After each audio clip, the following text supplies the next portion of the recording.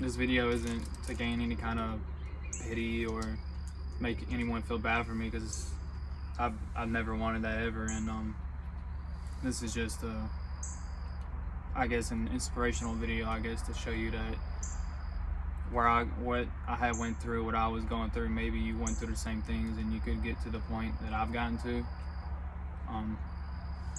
You know,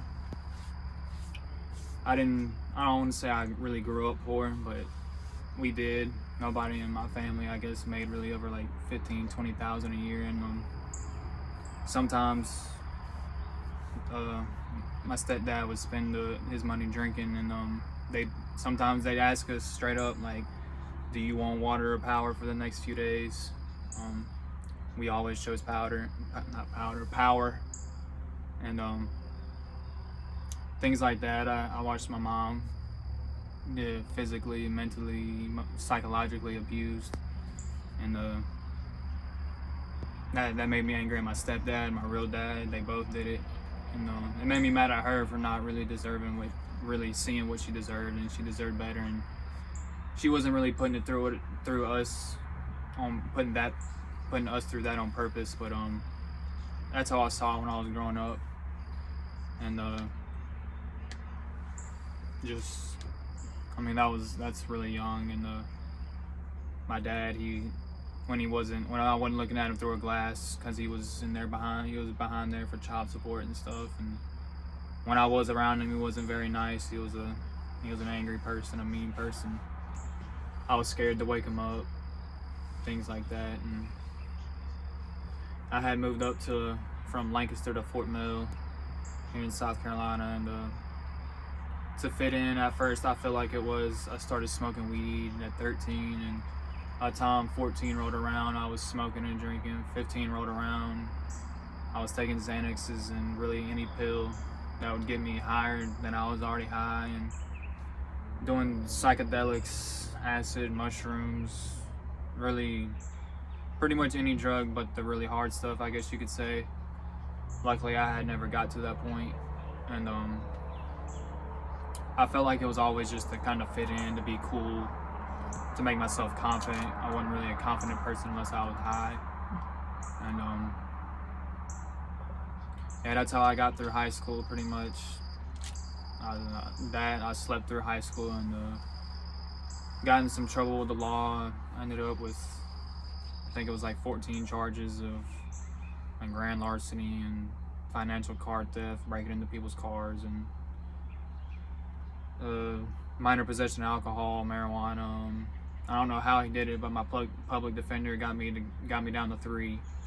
So they put me in this drug court thing, and I did everything but quit smoking weed. I was using people's pee. I was drinking gallons of water before, because it was right after school. I'd drink a bunch of water, pop these B12 vitamins to make it look like it was pee, but really it was just yellow water. And I failed, I think, 5 times. The first time I went for 2 days to juvie. Second time was 3 days. Third time was 4 days. The fourth time was a week, and the 5th time was another week. And after the 5th time, I really just quit because they shaved my head, and I got tired of the way they had it set up, where every time you failed and you was in front of the judge, the bailiff or whatever you would call it would come lock you up. And I just remember looking back and seeing my mama cry. That's really what made me quit smoking. And then I went clean for a couple months just to get out of the program. And the day I got out of the program, I went back and got back to my old habits. And I was smoking weed to get up, smoking weed to eat, smoking weed to go to sleep, smoking weed not to be a jerk. And when I would smoke weed, I'd want more drugs, Xanax, alcohol. By the time I was probably like 17 or 18, I hadn't got into cocaine. And I hadn't really got addicted to that until probably like this past year, just because I couldn't afford it. And a situation happened after I had graduated. I was always a functioning addict, is what they call it. Like, I never, you couldn't tell I was an addict to anything. I was just, I would still go to work. I could fake it till I make it. You wouldn't know. Certain events, I could go sober just long enough to do what I needed to do, and then as soon as I got out of it. I mean, unless it was weed. If I was always high on marijuana, I just put in eye drops and you couldn't tell. And after I graduated, there was a situation. My stepdad and my mom took a loan out on my car, and they sent me on a wild goose chase to get the title. And knowing the loan office had my title, they had lied to me and didn't even tell me they took a loan out on it. And I got T-boned. To this day, it wasn't my fault, I say, but the officer said it was. And I didn't really know what, I guess, depression was, just because, like, when I was growing up, most of my life, I guess, I felt like was sad. And I always just felt like everybody got sad, everybody got happy. It's just kind of finding a medium. But after that had happened with the car, I had lost the job I had and my car and the money I had saved up. I was helping her and helping my mom and stuff when we had moved down to Lancaster again. And for about 6 months, I laid up in the house just getting drunk and high and not leaving a room, playing video games. And I felt like that was the first time I had really suffered depression. But I got myself out of it. I got up, walked back and forth the food line until I got some money, saved up, got me a car. And this whole time I thought I was doing better, but really I was just trying to mask what was going on inside with drugs and money and stuff. And I feel like I've been pretty successful when it comes to the financial things, and then because I'd always been able to work and save money. I was always good with money, but really on the inside, I'd go in my car and cry in my house. I just wasn't happy, but I wasn't gonna let nobody know that. I had learned to fake it till you make it, and really this past year, I'd say probably like since January, I had got involved with some very promiscuous women and some cocaine, and I thought it was all good going out in the bars and stuff still, and I was doing the same thing over and over, expecting to find true happiness, like true peace, and doing the same thing over and over again, expecting a different result. If you check the dictionary, that's the literal definition. And I was driving myself crazy. I had got to the point where I was checking therapist quotes. I had anybody I was talking to that wasn't a therapist, they were telling me I might have a chemical imbalance in my brain. And I was always an overthinker as a kid, like how I'm gonna get to here, how I'm gonna get this, how am I gonna pay this bill, does this person like me, does that person not like me, things like that. I'd have 30 different conversations with 100 people in my head before the situation even arose, if it arose. And I was just going crazy. I had never felt peace. I had never felt like a still mind. I had never been able to know that everything was gonna be okay. I was always worried about something. I never not worry. And I had been coming to church. I got introduced to this church, Forward Church of God, and the first day I went there, like Preacher Gill, it seems even the first, like, nobody knew me. It's just like the first day I was there, he spoke to what I needed to hear, and it's still like that to this day. Even today when I went, it's exactly what I need to hear, exactly what I am going through at the time. There's coincidences don't exist, and God does everything for a reason. And I had people placed in my life. My brother Dylan,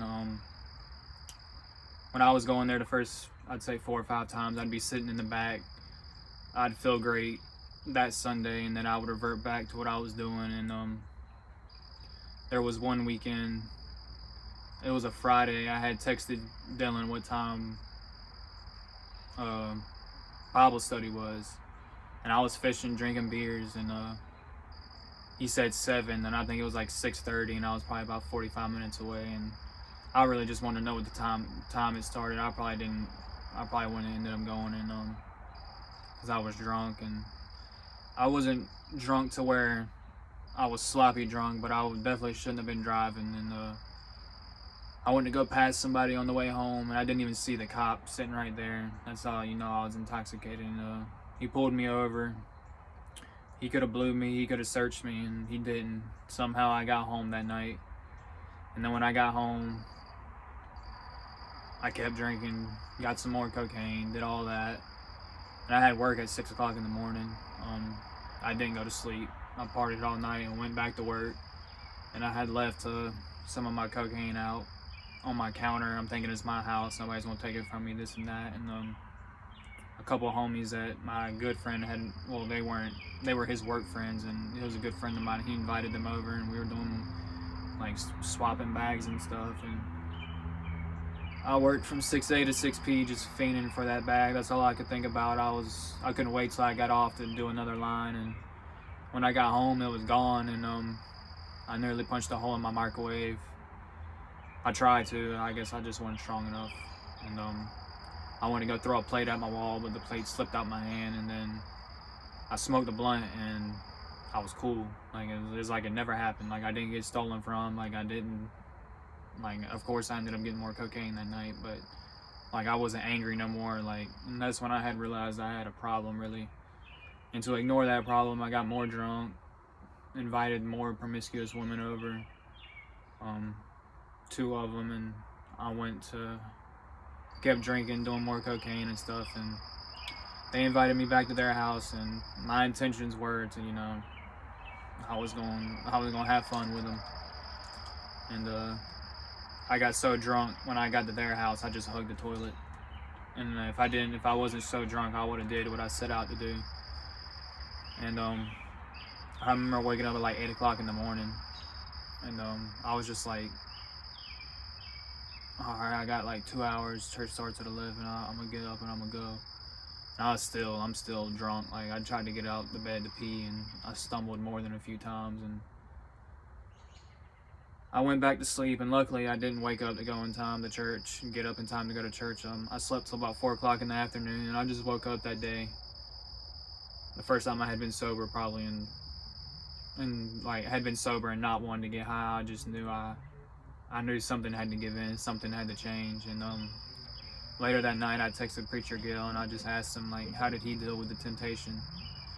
And he told me you have to chase God like you chase the drugs, the women, and stuff. And that Monday, I threw away my weed, the rest of the cocaine I had, the scales that I was selling weed with, bowls, bongs, whatever you can name. Started going through social media and removing people that I knew that were involved in that lifestyle, and I've been good ever since. But that Friday, I had went into the church in Bible study, and I had talked to Dylan.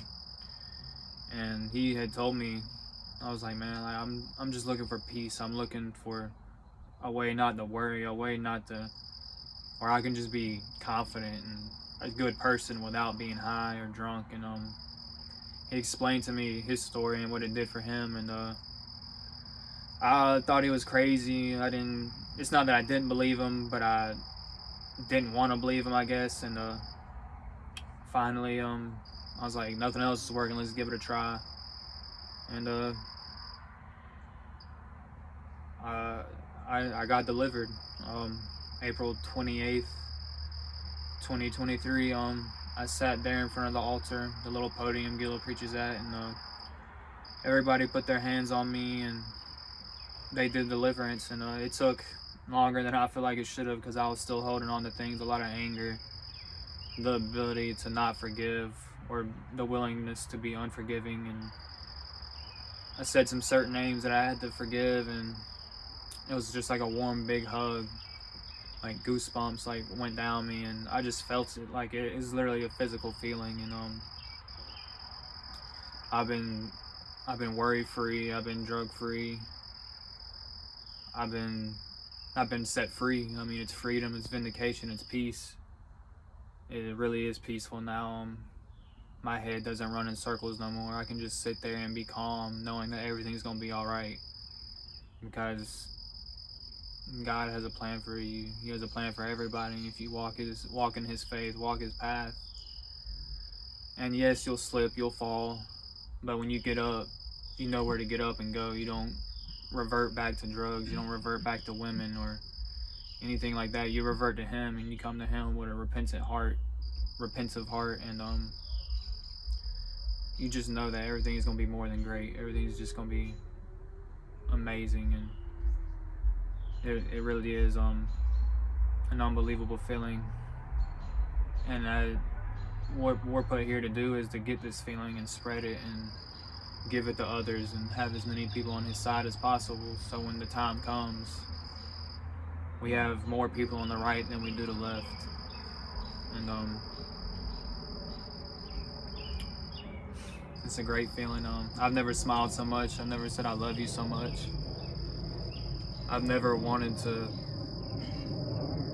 just wake up. Like I've never had a will to live. I don't want to say I was suicidal, because I felt like I was a role model for my family, and I couldn't do that to my mom and brother, but I would drive around 100, 120, 130 miles an hour just asking to die. And now I don't want to die. I want to be here. I look forward to tomorrow. And it may not be jumping for joy or like absolute happiness every day, but every day you wake up, you pray, you read, you find a reason. Like, you know you have a reason. You know you have someone who loves you unconditionally and was willing to send his only son to die on the cross for you. And if that's not enough to give you a reason to live, I don't know what is. And I know where I want to go when it's my time to come. And there's a lot of sacrifices you have to make, but those sacrifices I'm making are well worth the feeling that I had that day, and the feeling that I still have to this day. And that's my story, my testimony, and thank you.